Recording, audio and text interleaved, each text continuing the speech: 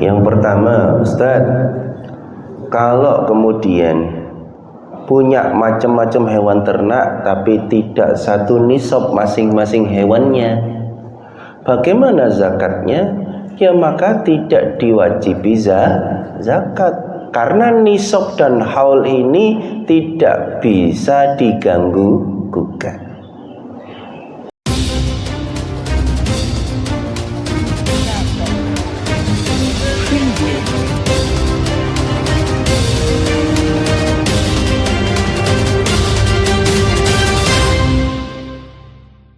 Bismillahirrahmanirrahim. Assalamualaikum warahmatullahi wabarakatuh.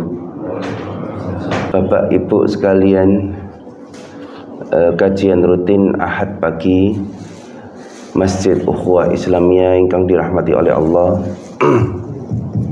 Pangapunten, ini bukan suara mic-nya yang terlalu ngebas, tapi memang suaranya hari ini saya kayak Roma Irama, serak-serak basah, sedikit terlalu. Oke. Ini kalau 3 hari yang lalu malah saya tidak bisa bersuara sama sekali. Kemarin subuh di Binangun Indah itu suaranya masih lebih berkurang daripada ini. Ini jenengan alhamdulillah hari ini Masjid Ukhuwah Islamiyah masih kebagian suara saya. Baik.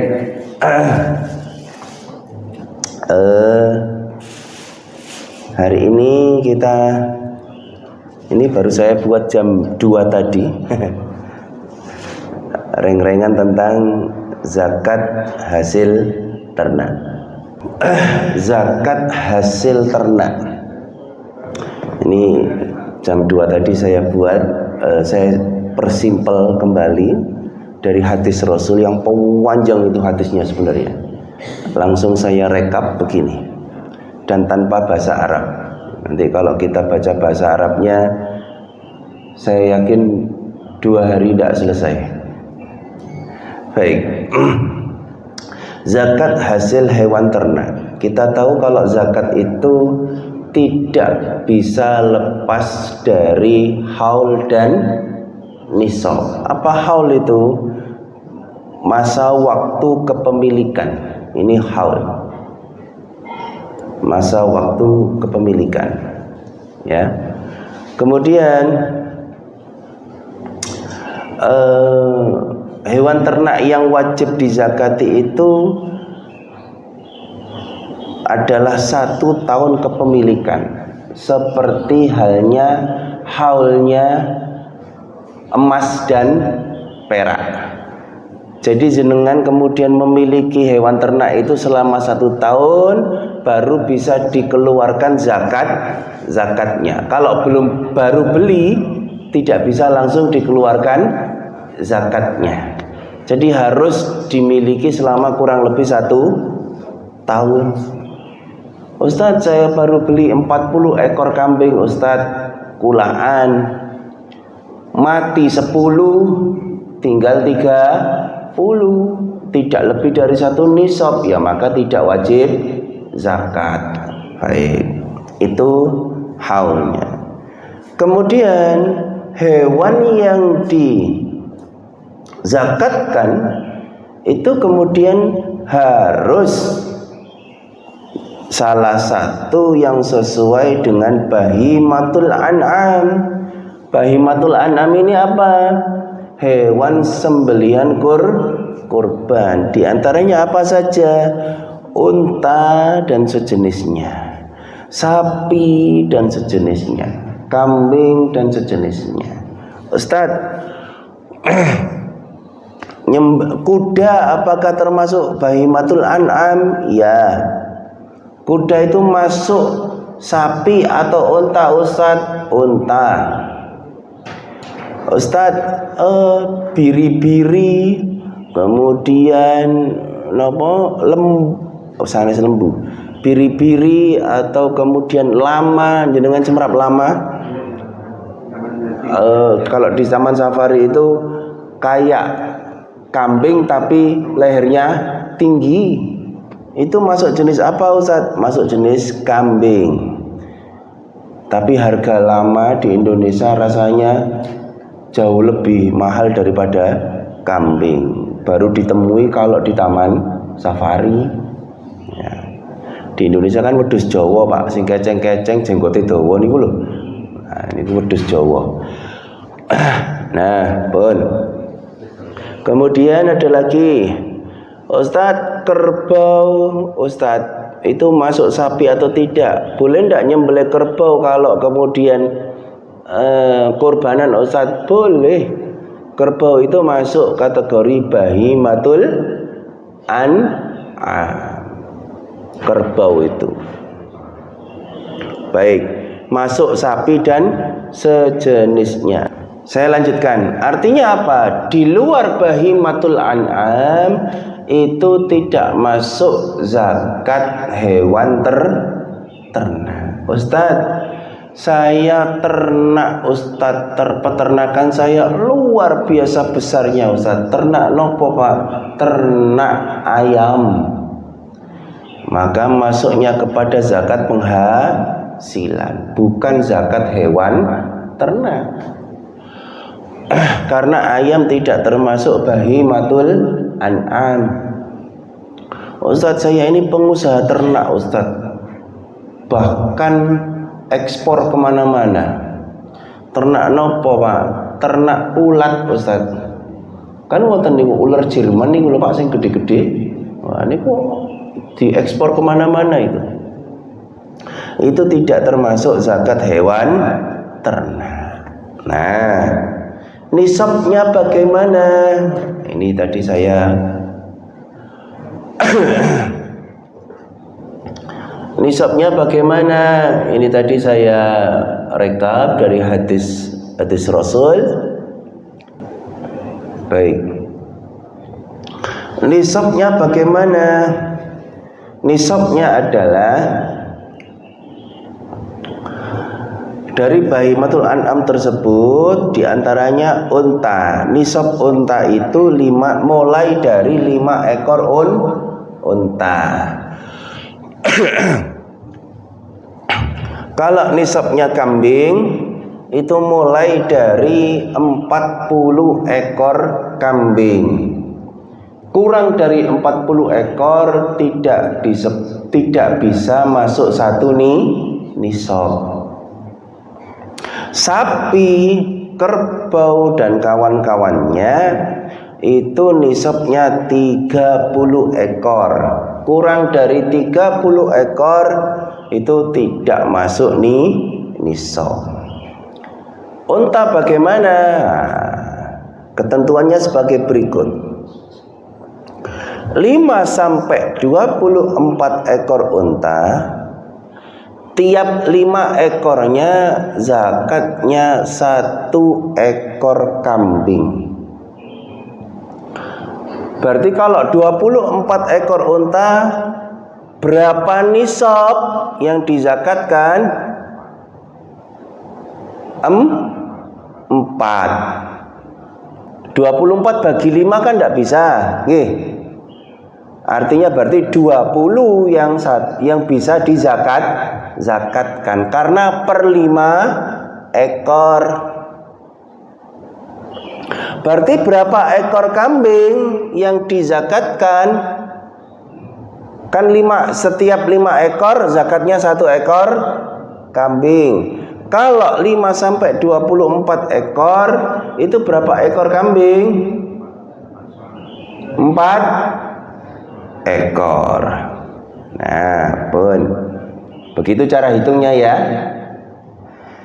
25 sampai 35 ekor kambing, ekor unta. Zakatnya berapa?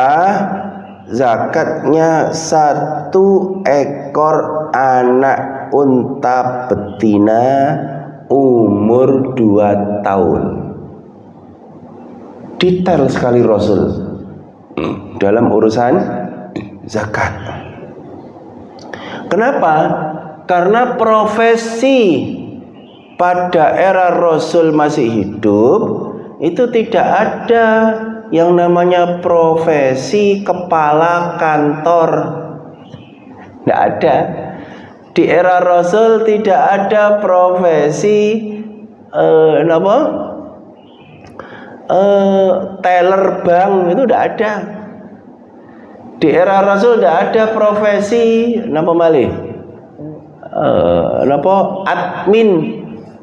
admin kantor atau admin hotel, itu tidak ada. Adanya adalah profesi zaman Rasul apa? Peternak, tani. Kalau tani kurma, tani gandum, itu zaman Rasul. Kemudian dagang, itu profesi zaman Rasul. Maka perdagangan bukan dagangnya yang dizakati, tapi kepemilikan dari emas dan peraknya, karena mata uangnya dinar dan dirham. Nah, kembali ke zakat ternak. 25 sampai 35 ekor yang dikeluarkan zakatnya 1 ekor unta betina umur 2 tahun.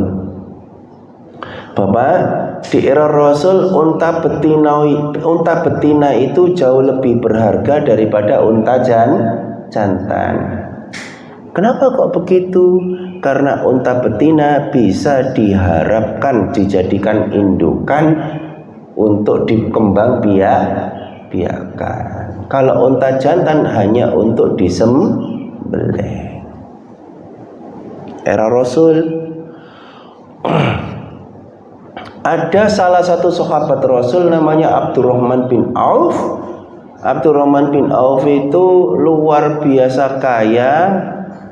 Valuasi kekayaannya itu kalau kita valuasi sekarang ke dalam rupiah itu 14.000 triliun rupiah.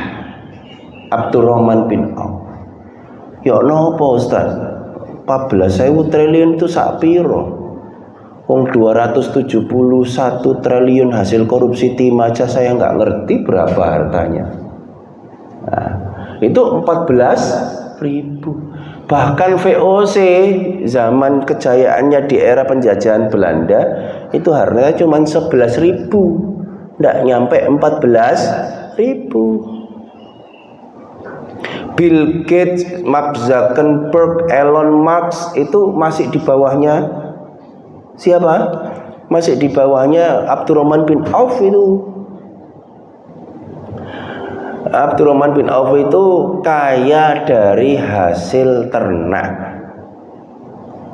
Jadi dulu di era Rasul orang jual beli unta itu tidak ada yang kredit, semuanya cash.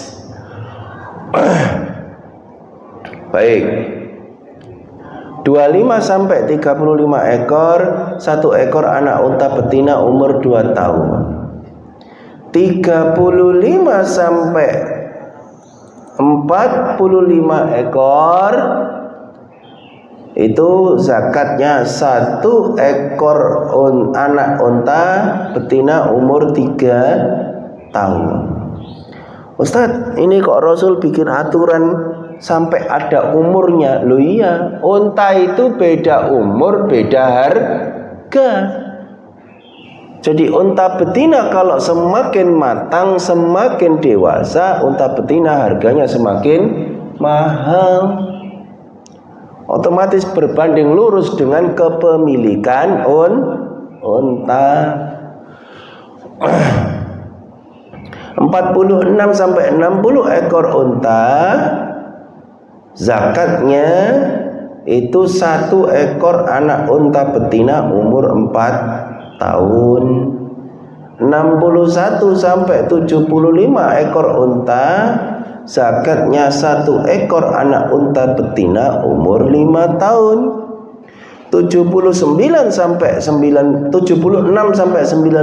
ekor anak unta zakatnya 2 ekor anak unta betina umur 3 tahun. 3 tahun tapi 2 ekor. 91 sampai 120 ekor unta, zakatnya 2 ekor anak unta betina umur 4 tahun. Ustadz, berarti yang berlaku kelipatan tadi hanya 5 sampai 20 ekor anak unta, hanya di sini saja. Yang kambing zakatnya nggih. Kalau yang lainnya tidak berlaku kelipatan. Pokoknya punya, misalkan punyanya 92 ekor, ya 2 ekor anak unta 4 tahun.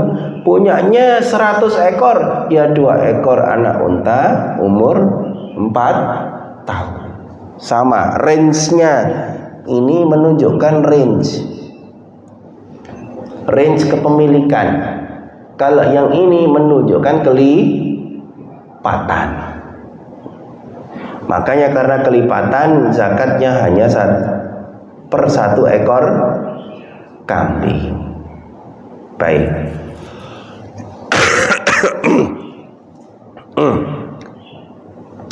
Lebih dari 120 ekor unta, maka setiap 40 ekor baru ini kelipatan. Karena lebih dari 120, maka setiap 40 ekor unta dikenakan 1 ekor anak unta umur 3 tahun. Berarti kalau 120, berapa ekor unta anak unta betina umur 3 tahun yang dizakatkan? Kalau 120, berarti kalau 120 ini atau 121, berarti 3 ekor anak unta betina umur 3 tahun. Dan atau, nah ini ada ataunya. Misalkan punya 1000 ekor unta. 1000 ekor unta, 1000 dibagi 50 ada berapa, Pak? 20. Berarti ada berapa anak ekor unta?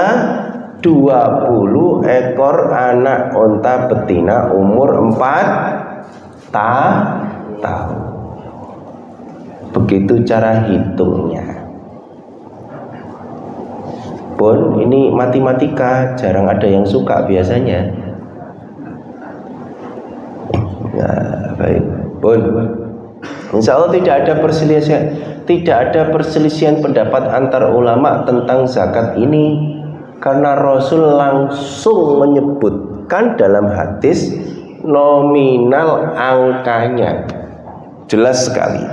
Nah, ini langsung saya rekap menjadi sangat ringkas. Kalau kambing, Ustaz, barangkali di sini ada juragan kambing. 40 sampai 120 ini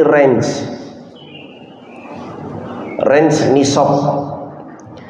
Kalau jenengan punya 50, 60, 70, maka range zakatnya tetap 1 ekor kambing. Kalau 121 sampai 200 ekor, itu baru 2 ekor kambing. Ustadz, betina atau jantan berapa umur tahunnya? Tidak diatur, silahkan umur berapa saja, betina atau jantan. Kemudian 201 sampai 300, 3 ekor kambing. Ustadz, kok sampai 300 ekor kambing cuman zakatnya cuman 3 ekor? Nggih, di era Rasul itu kemudian harga kambing dengan unta itu jauh berbeda. Jangankan zaman Rasul, sekarang saja jauh berbeda kok.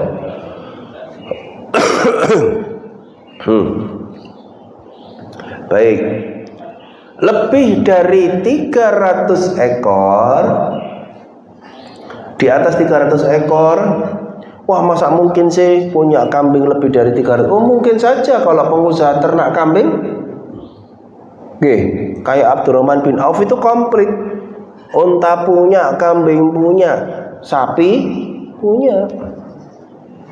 Nah, itu zakatnya tiap 100 ekor, per 100 ekor itu 5 ekor kambing.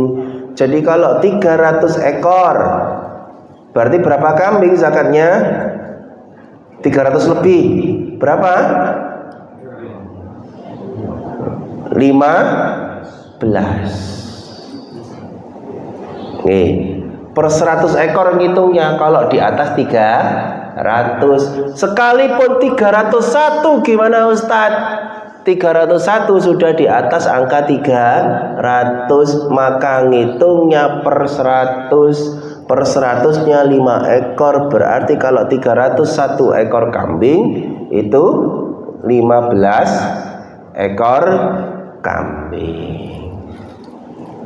Kalau 1000 bagaimana Ustadz? Kalau 1000 ekor kambing berarti 1000 bagi 100, ada 10 pembagiannya. 10 kali 5 berapa? 50 ekor kambing. Baik.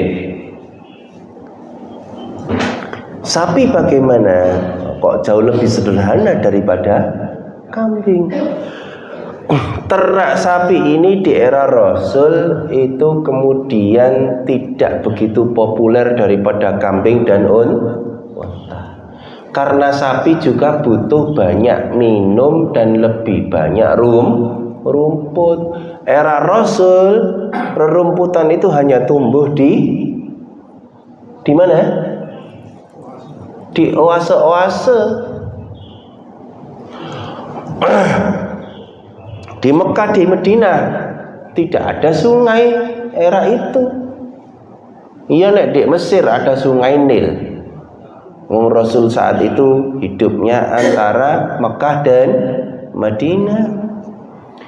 Maka sapi itu jarang sekali diternak. Aturannya sangat simpel. 30 sampai 40 ekor sapi, zakatnya 1 ekor sapi jantan atau betina umur 1 tahun. Coba kita tinjau kembali, kok kenapa jantan atau betina? Sapi itu kemudian baik jantan maupun betina di era Rasul tidak ada perbedaan harga.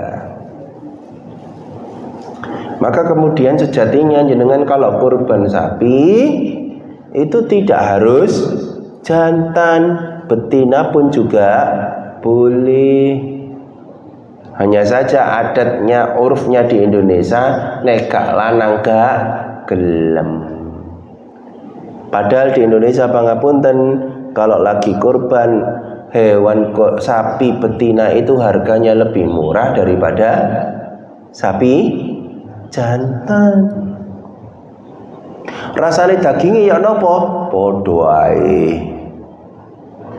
Bedane iku situk direndang, situk dirawon, situk digule.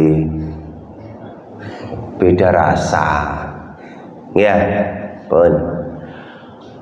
Lebih dari 40 ekor sapi, zakatnya tiap 40 ekor kelipatan, dikenakan zakat 1 ekor sapi. 1 ekor sapi umur 2 tahun. Pun ini adalah penjelasan praktis sekali tentang zakat ternak. Jenengan kalau baca hadisnya insya Allah rodok bulet. Ini saya rekap begini. Era Rasul yang diternak antara lain adalah unta, kambing, baru sapi. ini peternak adalah salah satu profesi di era Rasul yang sangat populer dibanding dengan kemudian pengabutan dagang dan petani. Maka di era Rasul sejatinya zakat hasil tanaman, zakat emas dan perak, zakat ternak itu masuk ruang lingkup dari zakat penghasilan profesi di era Rasul. Hanya saja kemudian lebih spesifik profesinya yaitu dulu yang banyak dikerjakan oleh masyarakat Arab zaman itu. Kita langsung masuk juga ke zakat profesi. Ini ada pertanyaan? Yang ingin saya tanyakan pertama, misalnya ada orang yang memiliki hewan ternak macam-macam, sapi, kemudian kambing, unta, tapi tidak memenuhi nisab untuk zakat, itu bagaimana? Kemudian yang kedua, misalnya usaha ternak, katakanlah kambing untuk memenuhi kurban tiap tahunan. Jadi sebelum 1 tahun itu jumlahnya memenuhi nisab, tapi begitu mau 1 tahun hewan ternak itu terjual semuanya. Bagaimana zakatnya itu? Terima kasih. Baik, pun.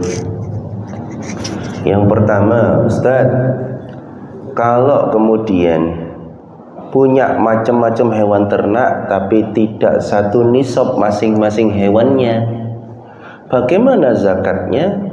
Ya maka tidak diwajibi zakat, karena nisab dan haul ini tidak bisa diganggu gugat. Yang kedua, Ustaz, saya ini pengusaha, Ustaz, pengusaha tahunan. Setiap Idul Kurban paling tidak 3 bulan atau 4 bulan saya kulaan hewan ternak sampai 1 nisab, Ustaz. Tapi kan tidak 1 haul. Nggih. Karena cuman kulaannya dari 4 bulan yang lalu, tidak sampai 1 tahun. Bagaimana zakatnya, Ustaz? Maka ya tetap tidak bisa masuk zakat hewan ternak karena tidak 1 haul. Aduh Ustaz, penghasilan saya itu ratusan juta ya Ustaz, dari sekali kulaan. Kak ilok ini mosok nanti saya nggak bisa berseni kenapa harta saya melalui zakat. Maka bisa dimasukkan kepada zakat profesi. Selama 1 musim pendapatan, kalau profesi itu kemudian haulnya tidak harus 1 tahun, bisa 1 bulan, bisa 1 musim pekerjaan. Misalkan dalam sebulan jenengan mendapatkan kemudian 100 juta keuntungan neto bersih ini, ya sudah, tinggal dipotong minimal 2,5%. Berapa 2,5% dari 100 juta? 2,5 juta. 2.500.000 itu jenengan keluarkan untuk dizakatkan dari hasil pendapatan dagang kambing. Itu kan masuk perdagangan, bukan peternakan jatuhnya. Kalau jenengan ternak itu betul-betul mengembang biakan wis bendinone kumpul wedhus. Lah kalau jenengan kulaan di Madura dijual di Sidoarjo, itu kulaan itu namanya, bukan peternakan. Lo kan diternak Ustaz 3 sampai 4 bulan ya diternak. Wis sampean sing ngopeni ta ya ndak kan? Dipasrahno tuh. Itu masuknya bukan peternakan, tapi perdagangan. Tolong dibedakan. Nggih? Begitu, Pak. Monggo.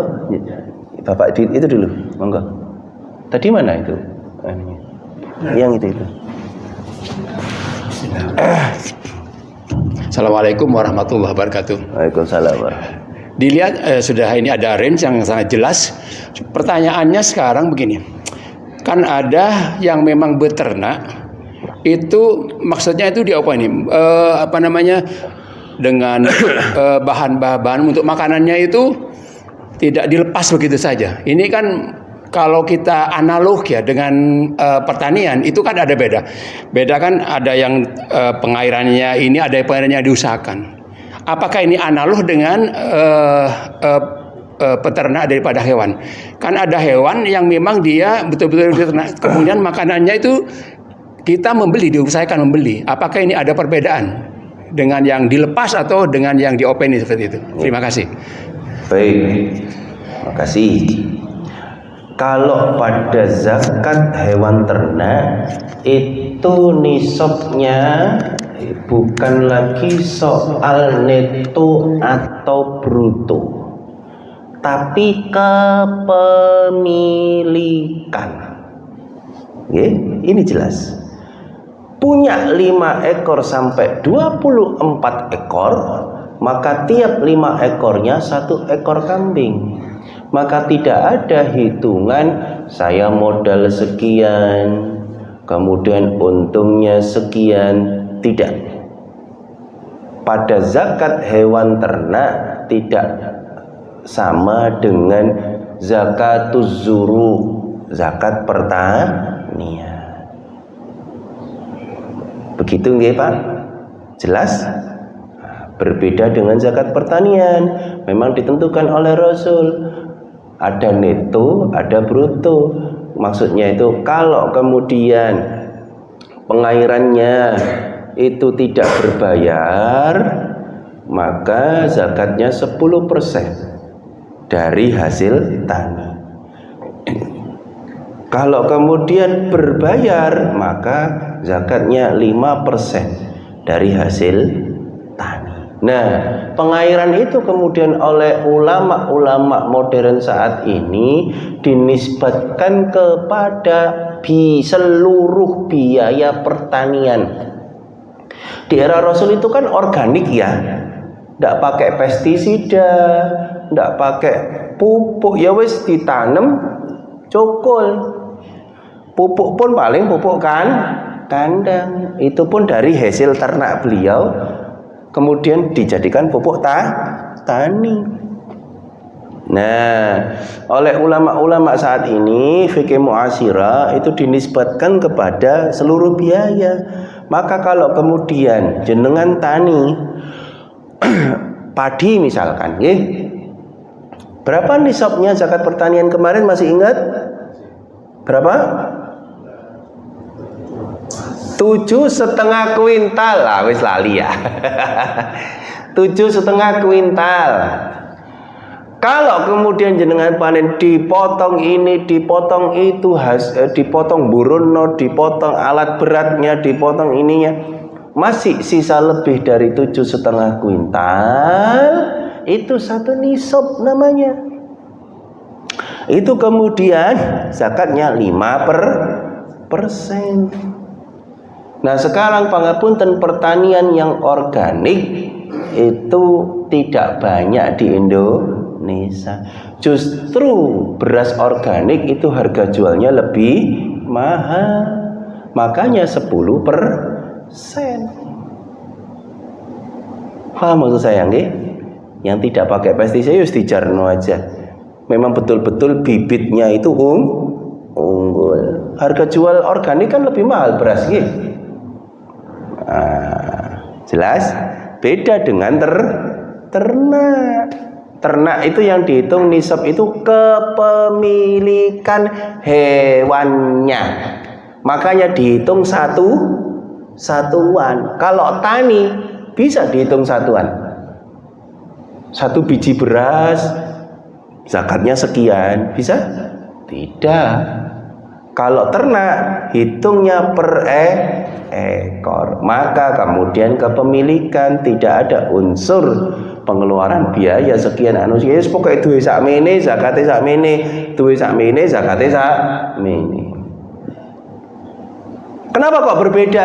Ya karena memang sudah diatur oleh Rasul. Hadisnya bunyi begitu. Paham nggih?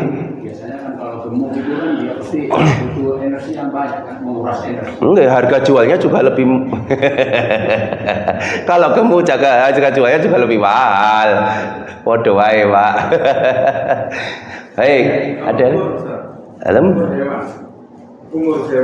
umur hewan. Ya. Yang mana maksudnya? Misalnya punya anak-anak aja jumlahnya tapi memenuhi nisab. Enggak, sama kepemilikan. Yang umur ini zakatnya, bukan nisabnya.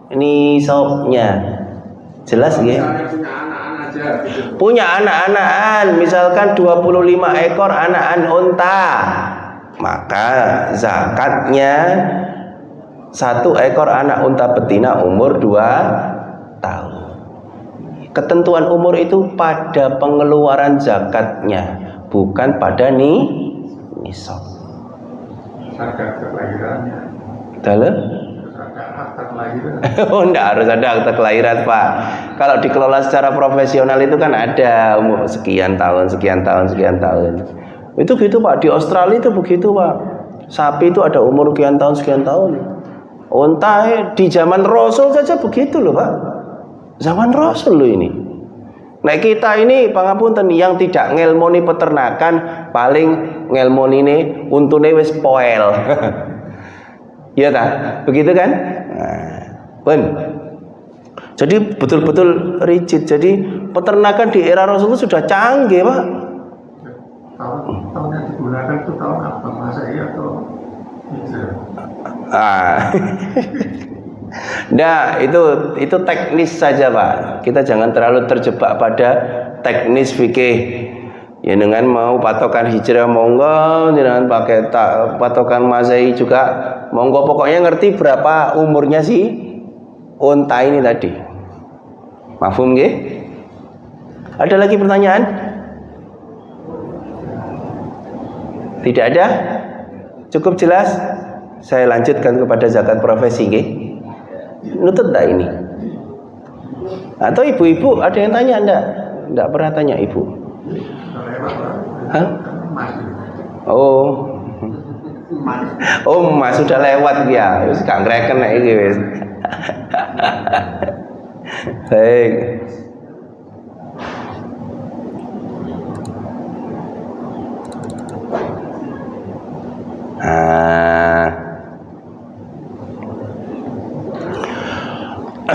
Zakat penghasilan atau zakat profesi. Muncul kemudian gagasan zakat profesi atau zakat penghasilan itu diprakarsai oleh Syekh Yusuf Qaradawi. Syekh Yusuf Qaradawi ini orang Qatar yang kemudian belajar di Al-Azhar sampai dapat profesor di situ, kemudian berlawanan dengan presiden saat itu Husni Mubarak, diusir dari Mesir, kemudian dinaungi oleh Qatar dan diterima di Saudi Arabia. Ini biografinya Syekh Yusuf Qaradawi. Kemudian di tahun 65 Syekh Yusuf Qaradawi itu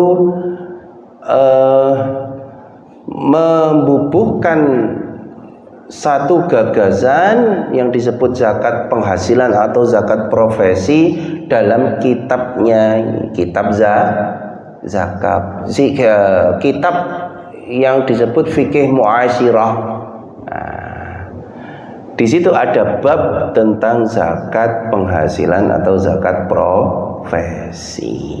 Nah, zakat profesi ini kemudian dihitung ini oleh Badan Wakaf Indonesia.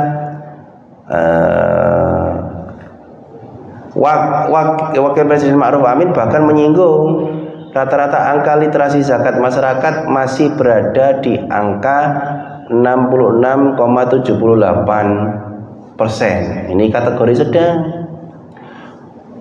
Optimalisasinya itu sebenarnya tahun 2020 yang dicatat oleh Badan Amil Zakat itu seharusnya mencapai sekian sampai 233 triliun kalau dioptimalisasikan seluruh orang Islam di Indonesia zakat itu mampu mengumpulkan manfaat zakat senilai 233 triliun. Yang terkumpul itu baru 8 triliun, baru cuma 3,5% saja. Kalau sekarang kemudian kita hitung 80% dari 271 juta jiwa rakyat Indonesia, kalau 80%-nya kurang lebih 190 juta umat Islam, itu yang sadar akan zakat itu baru 3,5% dari 190 juta jiwa.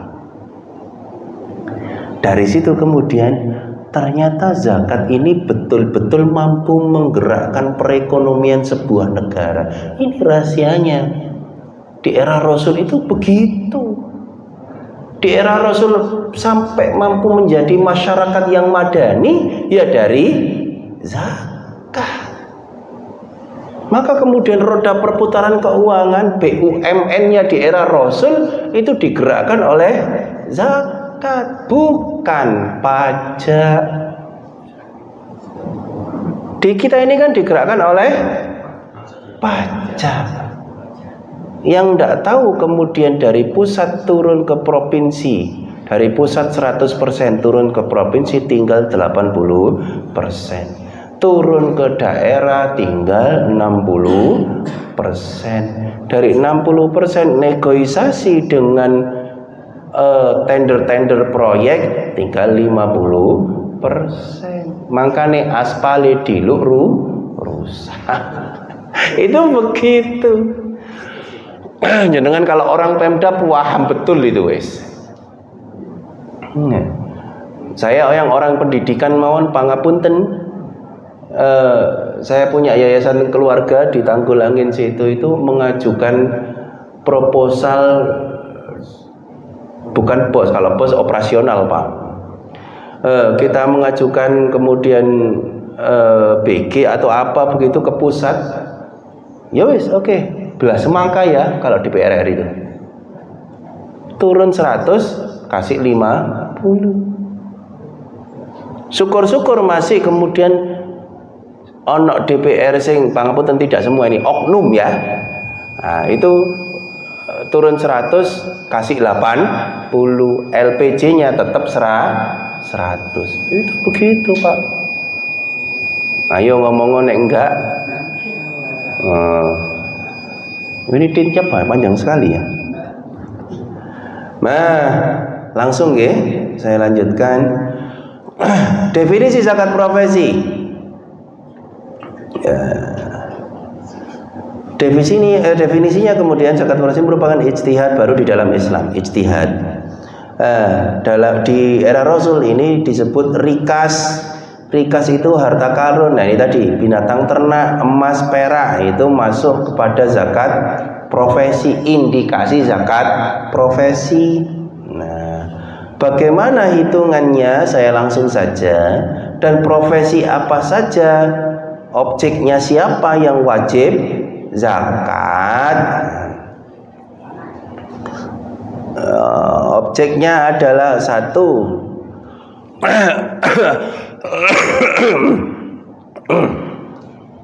haul zakat profesi.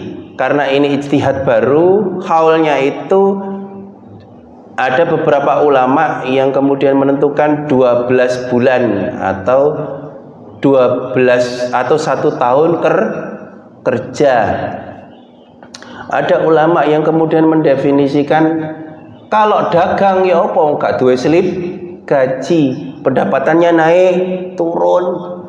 Nah, itu 1 bulan, bisa 1 bulan.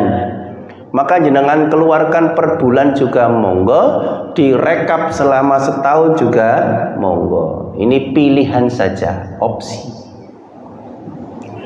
Kemudian dinisbatkan kepada apa? Dinisbatkan kepada harga emas yang 24 karat. Oke. Ketentuan nisabnya itu nisbatkan kepada emas yang 24 karat. Berapa nisab emas? 85 gram. 85 gram harganya paling mudah kalau kemudian kita kuruskan. Misal 1 gram emas itu 1 juta. Misal nggih, biar gampang saja. Maka harta yang dimiliki selama 1 tahun harusnya berapa? 85 juta. 85 juta itu kemudian kalau tabungan jenengan ini sudah mencapai 85 juta, maka kemudian bisa dikeluarkan zakatnya 2,5%. Berapa 2,5% dari 85 juta? 2.250.000 kurang lebih. Nggih, kurang lebih. Sekitar itu per tahun.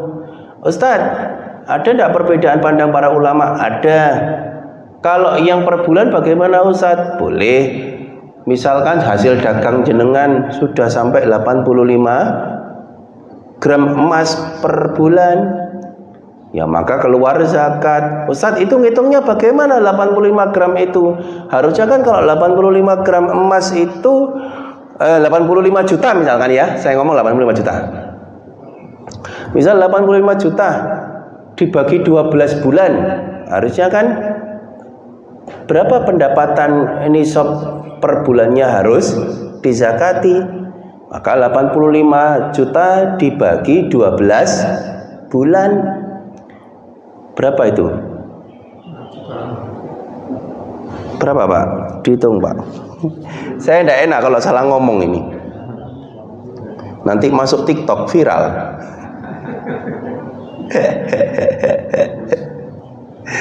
Dibagi 12. Oh. 7 juta. Nah, berarti kalau pendapatan jenengan 7 jutaan sebulan, 7.083.000 per bulan, itu maka dizakati 2,5% dari 7 juta itu. Perbedaan pendapatnya di mana para ulama? Perbedaan pendapatnya adalah pada penghasilan bersih dan kotor. Silahkan pilih, dua-duanya sama-sama kuat. Misalkan gaji saya memang 7 juta, 8 juta Ustaz, oke. Tapi buat bayar listrik dan wifi dan ini dan ini dan ini, kurung maneng bojo belanja Ustaz, dan ini tinggal 1 juta Ustaz. Iku ae nek syukur. 1 juta. Anak sama bojo ngejak healing nang trawas entek. Misal, ya. Kalau jenengan masuk kepada madhab yang neto, maka tidak wajib zakat. Kalau kemudian, wah insya Allah kok zakat itu kemudian ambatat sab'asana bila fi kulli sumbulatin mi'atu habbah. Orang yang berzakat itu seperti halnya menumbuhkan 7 batang pada satu pohon, masing-masing pohonnya dibuahi 100 buah. Wis insya Allah min haitsu la yahtasib zakat. Berarti madhab bruto bismillah, enggak apa-apa. Berarti kalau 7 juta sudah 8 juta sudah wajib zakat. Enggak repot kok, Pak. Sing penting itu ini loh. Napa? Mukhlisun niyataka lillah. Ikhlas karena Allah. Allah itu ndak ingkar janji insyaallah. Yang problem itu pangapunten ngetokno zakat wantep. Nerimo zakat saweneng. Makane sing kadang niku dum-duman niku akeh sing teko. Tapi nek dijak nek napa undangan dijak ngedum niku titik sing teko. Begitu nggih. Jadi zakat profesi itu simpel sekali, patokannya boleh haulnya itu 1 tahun atau 1 bulan. Kemudian nisabnya adalah 85 gram emas yang 24 karat. Jadi yang 85 juta tadi jangan dijadikan patokan nggih. Patokannya 85 gram emas nggih. Tadi saya ngitung 85 juta itu biar gampang ngitungnya per gramnya 1 juta. Kalau per gramnya 1 juta berarti per bulan tadi pendapatannya kurang lebih 7 juta 83 ribu per bulan. Ustaz, saya ini guru Ustaz P3K, bayarannya 3,5 juta. Ya wis aja zakat, wis nabung dhisik. Kan kangel kan ya? Gitu aja kok repot ya. Ustaz, alhamdulillah saya pengusaha dealer mobil Ustaz. Penghasilan sudah ratusan juta per bulan Ustaz. Ya alhamdulillah, monggo zakat. Sedekah, infak. Nah, kan begitu. Jadi jangan kemudian memahami zakat, sedekah, infak itu sebagai momok, tidak. Justru itu kata Rasul, zaku amwalakum bizakah. Bersihkanlah hartamu dengan zakat. Jadi zakat, sedekah, infak itu dalam rangka membersihkan harta milik kita yang sejatinya bukan milik kita, titipan dari Allah. Niku loh. Nah, itu kemudian tolong difahami dengan seksama. Jangan sampai salah pengertian, koyok-koyok zakat itu ngeruweti, bebani ndak wenteng.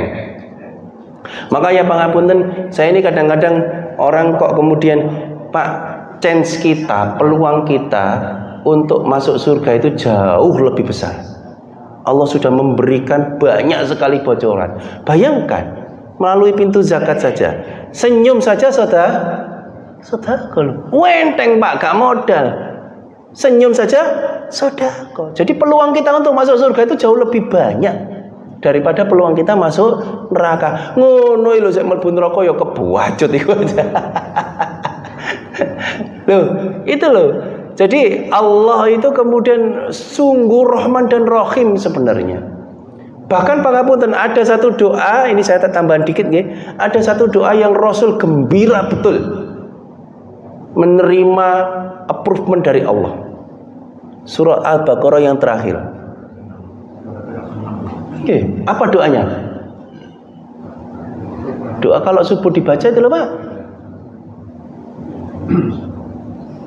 Rabbana la tu'akhidna in nasina au akhtana. Ya Allah, janganlah Engkau hukum kami kalau nanti kami melaksanakan kesalahan. Gurung ngelakoni salah itu loh Pak. Allah sudah dibilangin, ojo ya Allah, saya ini pasti akan melakukan salah, tapi jangan hukum saya ya Allah. Tuh, pangeran tikono. Itu doa sapu jagat itu. Rabbana la tu'akhidna in nasina aw akhtana. Rabbana wa la tahmil alaina isran kama hamaltahu 'alal ladzina min qablina. Rabbana wa la tuhammilna ma la taqata lana bih. Wa'fu anna waghfir lana warhamna anta maulana fansurna 'alal qaumil kafirin. Itu Rasulullah itu gembira betul. Dalam asbabun nuzulnya, ketika Rasul menerima wahyu itu luar biasa, langsung disebarkan kepada seluruh sahabat. Artinya apa? Allah itu betul-betul Rahman dan Rahim. Chance kita untuk masuk pintu surga, untuk masuk surga dari berbagai macam pintu itu banyak, Pak. Banyak saya. Belum lagi syafaat dari Rasul. Lho ngono sik mlebu swarga, ngono sik mlebu neraka. Iki kebuajut asline. Saestu. Ini zakat saja enteng nggih. Enteng sebenarnya. Zakat itu bukan hal yang membebani. Tidak seperti pajak. Ngapunten kalau ada pegawai pajak di sini. Nggih, begitu nggih.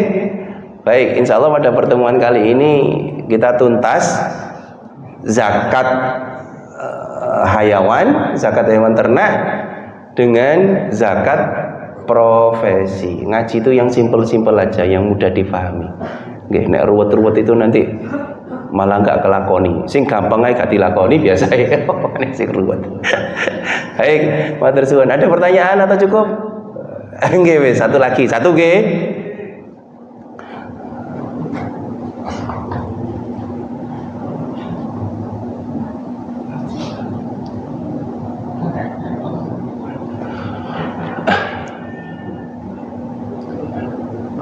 saya ingin menanyakan tentang misalnya kita mempunyai usaha kos-kosan atau mungkin sewa ruko. Yang ingin saya tanyakan ini yang perlu dizakati itu penghasilannya atau termasuk propertinya yang perlu dizakati. Yang kedua untuk penyerahan zakat itu sebaiknya itu kita serahkan sendiri kepada yang berhak menerima zakat atau mungkin kita serahkan ke lembaga-lembaga yang bisa dipercaya. Itu yang mana yang baik. Terima kasih. Baik, yang pertama yang kemarin sudah saya jelaskan. Misalkan jenengan punya beli pajero, jadi bukan pajeronya yang dizakati. 2,5%-nya itu bukan 2,5% dari benda yang bernama pajero dicuil. Okay. Tapi kalau misalkan pajeronya ini disewakan, dapat penghasilan, penghasilannya itu yang dizakati. Kos-kosan juga begitu. Jenengan punya kos-kosan 10 kamar, 500.000. 500.000 kali 10 berapa? 5 juta. 5 juta itu sampai satu nisab atau tidak? Belum satu nisab, Ustaz. Loh, penghasilan maka parsial atau global? Ya enggak, ya global. Pendapatan jenengan selama 1 bulan. Apakah jenengan cuman pengusaha kos-kosan jaga duit kos-kosan sing 5 juta itu tok? Ya enggak, Ustaz. Saya juga pegawai bank, kemudian penghasilan saya 5 juta. 5 juta ditambah 5 juta, kan begitu. Zakat penghasilan itu hitungnya begitu. Yang jenengan hasilkan, bukan yang kos-kosan hasilkan. Kan kos-kosan milik jenengan. 5 juta ditambah 5 juta, lebih dari nisab atau tidak? Lebih. Keluarkan 2,5%. Ustaz, sebentar Ustaz, 10 juta itu dikurang-kurangi Ustaz. Biaya ini, biaya itu, biaya ini, biaya itu, biaya itu, biaya itu. Oh, enggak sampai satu nisab ini. Enggak apa-apa ya Ustaz, saya enggak zakat. Iya, monggo.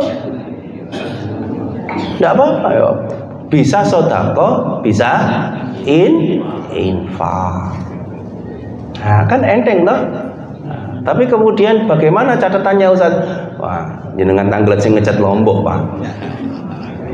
Yo, tetap beda catatannya antara bismillah zakat dengan sik engkok sik zakat engkok sik itu beda. Baik, begitu ya Pak. Kemudian sebaiknya kemana? Itu opsional Pak. Silahkan jenengan langsung, kalau jenengan tahu di sekitar jenengan dawil kurba wal yatama wal masakin wa bani sabil dan seterusnya 8 asnaf itu ada di sekitar jenengan, langsung berikan. Kalau memang jenengan tahu dan ada. Kalau tidak ada, titipkan ke lembaga amil zakat juga tidak masalah.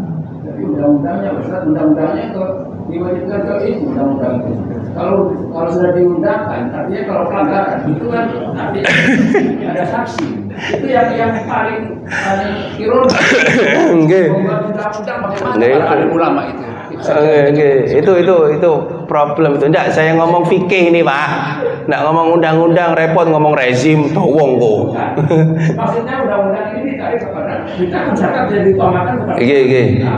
tapi di basis itu kan undang-undang mengini. Nggih. Jadi kan itu bertentangan. Nggih. Enggak, kalau saya ngomong fikih, itu memang opsional. Karena lembaga amil zakat itu kan muncul belakangan, di era Rasul kan tidak ada. Artinya apa? Kita berikan langsung ya monggo, lewat amil juga tidak masalah. Itu opsi saja. Maka kalau kemudian pangapunten itu kita kungkung dalam satu aturan akan jadi problem. Ada yang setuju, ada yang tidak. Opsi saja seharusnya. Ngoten nggih? Sampun? Ditekan dulu Pak. Baik. Cukup nggih? Sudah jam 6 kurang nggih? Nanti kita diskusi lagi. Nasrun minallahi fathun qarib, billahi taufiq wal hidayah. Wassalamualaikum warahmatullahi wabarakatuh.